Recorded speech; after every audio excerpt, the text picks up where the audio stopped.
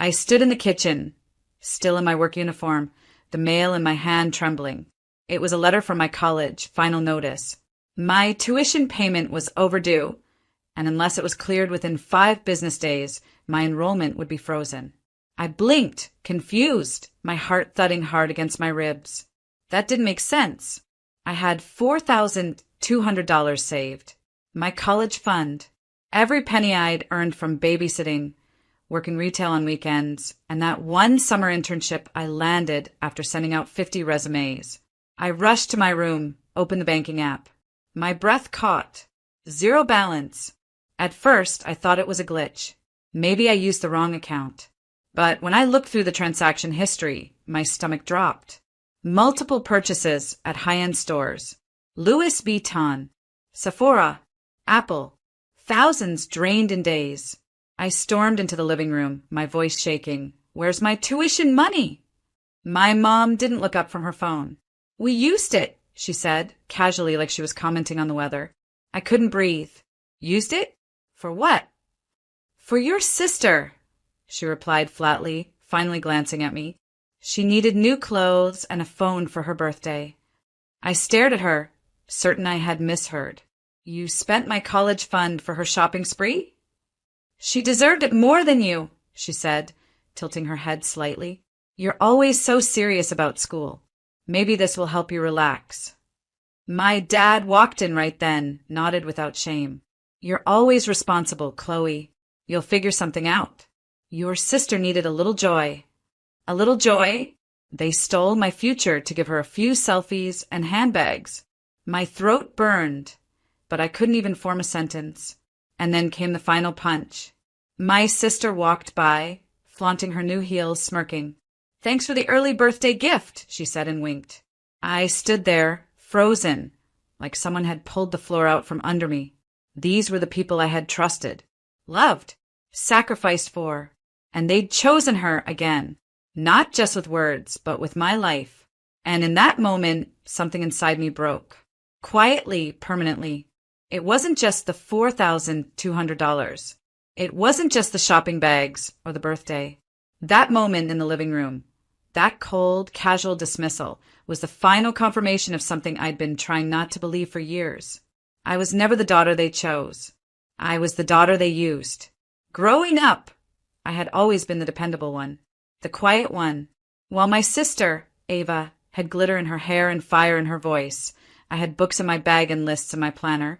I stayed home to help with chores while she went to parties. I gave up ballet lessons because Ava's gymnastic fees doubled. When the family car broke down one summer, they sold my guitar to help fix it without even telling me. You're strong, Mom would say. Ava needs more support. Dad always nodded in agreement, as if it was some unspoken truth that I didn't get to have needs, just strength. When Ava didn't get into her top college, they threw her a cheer-up vacation to Cancun. When I made Dean's List, they said, "That's what we expect from you, Chloe." I remember one Christmas when I saved up for months to buy my parents a coffee machine. Ava got them a keychain she picked up from the mall last minute. Guess whose gift they opened first? Whose they praised? There was always this unspoken equation in our house. Ava equals adored. Chloe equals available. They leaned on me when bills were tight, when emotions ran high, when things needed fixing. I was the steady one, the fixer, the background player in my own family story.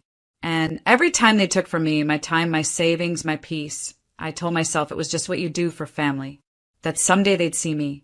But they never did. The tuition money was the clearest signal. Not a mistake, not a slip. It was a pattern so old it had its own rhythm. And this time, the damage couldn't be hidden behind fake gratitude or gaslighting. They didn't even ask. They just decided I didn't need my education as much as Ava needed a designer purse. That I'd figured out because I always had. That night, I lay awake staring at the ceiling, the silence around me louder than ever. I thought about every time I'd said no to myself so they could say yes to her. I wasn't jealous. I was exhausted. Being the backup daughter had a cost. And for once, I wasn't willing to pay it. I didn't scream. I didn't cry. I didn't even ask why. Because deep down, I already knew the answer. They had shown me who I was to them, and I finally believed them. So I went to my room, shut the door softly, and sat on the edge of my bed. Everything around me looked the same. The bookshelf stacked with textbooks I paid for, the chipped desk where I planned my future, the corkboard full of scholarships I applied to by myself. It all suddenly felt like it belonged to someone else. Someone who had been waiting for approval that was never coming. I opened my closet and pulled out the duffel bag I used when I stayed on campus during orientation week. I began folding clothes, jeans, sweatshirts, a few button-downs, like I was preparing for a trip I didn't know I was taking until just now. No one knocked. No one asked what I was doing. No one cared. I wasn't surprised. When I zipped up the bag, the sound was deafening. It sliced through the silence like a statement. I'm done. I walked back down the stairs slowly. My mom was watching some reality show, feet up on the coffee table, sipping from a wine glass. Ava was still scrolling through her phone, probably texting friends about the new shoes Mom bought her with my tuition. I stood at the edge of the living room, duffel slung over my shoulder. I'm heading out, I said quietly. Mom looked over, not with worry but with annoyance. What's with the attitude? I didn't answer that. I just gave her a small nod. Thanks for everything. It wasn't gratitude. It was closure. Dad looked up from his laptop. You being dramatic again? I ignored him. No goodbye from Ava. She didn't even look up. I walked out the front door, the hinges creaking behind me, and for the first time in my life, I didn't feel the need to explain myself to anyone. Outside, the air was cold, sharper than I expected. It filled my lungs with something I hadn't felt in a long time, breath. As I walked down the street, my heart pounded, not from panic, but from something quieter and deeper. Grief. Fear. But underneath it all, something was cracking open. A strange calm. A whisper I had ignored for years was getting louder. You don't belong there anymore. That house was never home. That family was never safe. I had been surviving inside their world of conditions, expectations, and emotional hand-me-downs. Now I was walking out of it, not to punish them, but to finally choose me. I didn't know exactly where I was going, but for the first time, I knew who I wasn't going to be anymore. The first few days were the hardest. I'd moved in with Sarah, a friend from my college orientation. She had a small apartment near campus, and even though it wasn't much, it felt like freedom. Still, the quiet sting of betrayal hung heavy in the air, especially when I thought about how easily they'd taken what was mine. The $4,200, my future, had vanished without a second thought, and it left me feeling hollow. But I wasn't going to let myself drown in bitterness. I refused. I wasn't going to waste my energy on regret, anger, or revenge. That was petty. What I needed was control, and control would come in silence. It was time to take back everything I had lost. My first step was simple. Sever all financial ties. They didn't deserve access to a single cent of mine anymore. I sat at the small desk in Sarah's apartment, surrounded by stacks of textbooks I was too tired to read, and I pulled up my bank account on my laptop. The digital world was quieter than it had ever been before.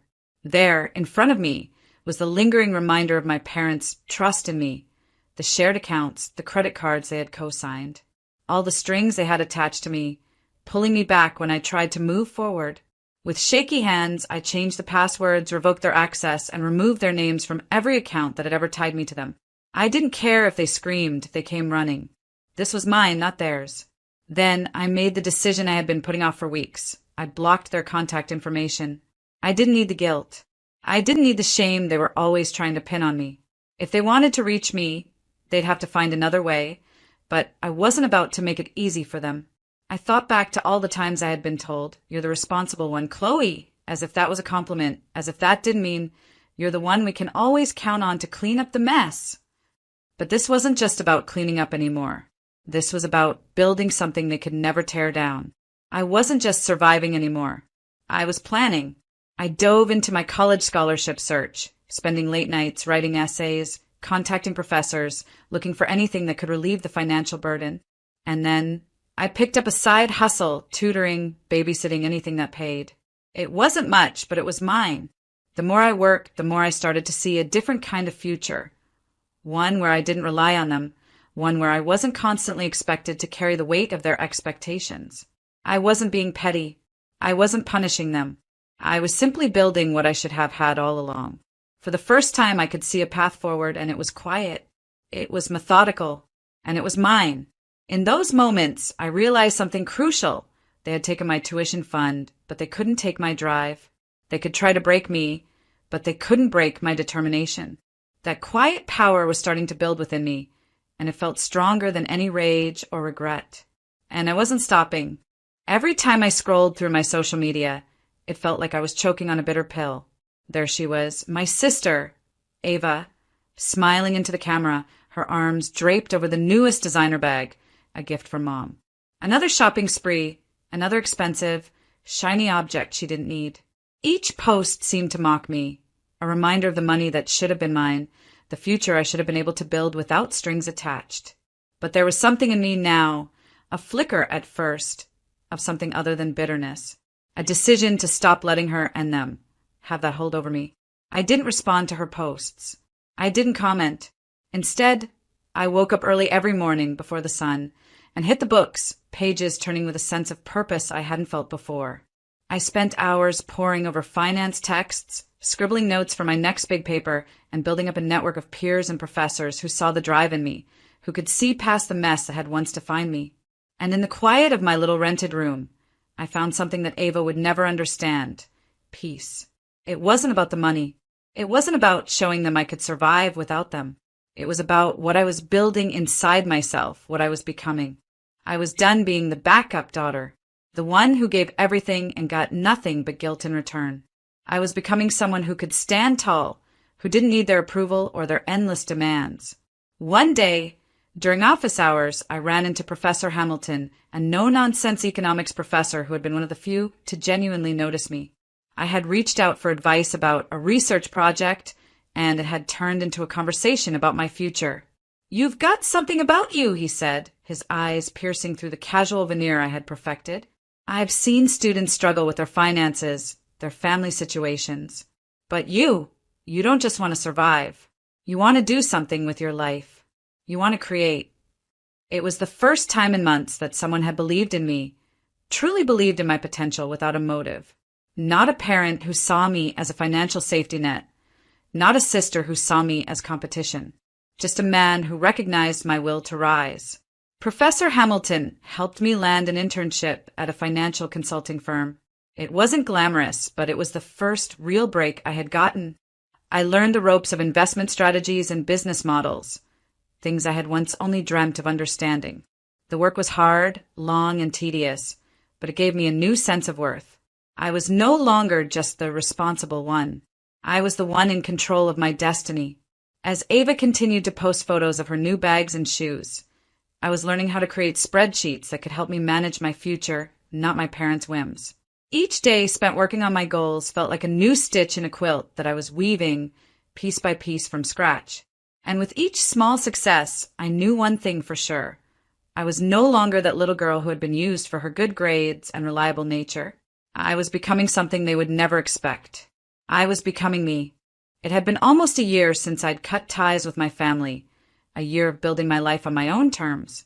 Every day felt like a new victory, no matter how small. The freedom I had carved out for myself was sweet, and the quiet was more beautiful than I ever expected. But when the call came, I should have known the storm was brewing.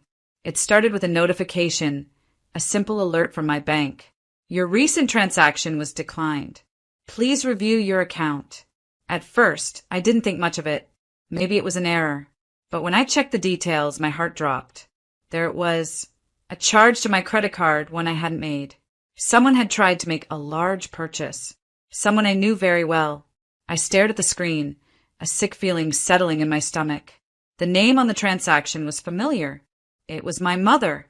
She had used my credit card, the one I had painstakingly blocked from their access, trying to buy another high-end purse for my sister. The nerve. The audacity. I immediately called my bank, and they confirmed it. The charge was reversed, and my account had been locked. There was no way they could process the payment. That was when I knew. They hadn't learned. They hadn't changed. And now they were in for a rude awakening. A few hours later, my phone buzzed with a flood of frantic messages. "Mom, why was my card declined?" "I need to speak to you. Now." "Dad, what did you do?" This is your responsibility. You owe us. Ava, Chloe, why are you making this difficult? You've always been the reliable one. Help. I sat there, staring at their texts, feeling nothing. They had no idea what they were up against. I had learned to build something from nothing, and now they wanted to lean on me again.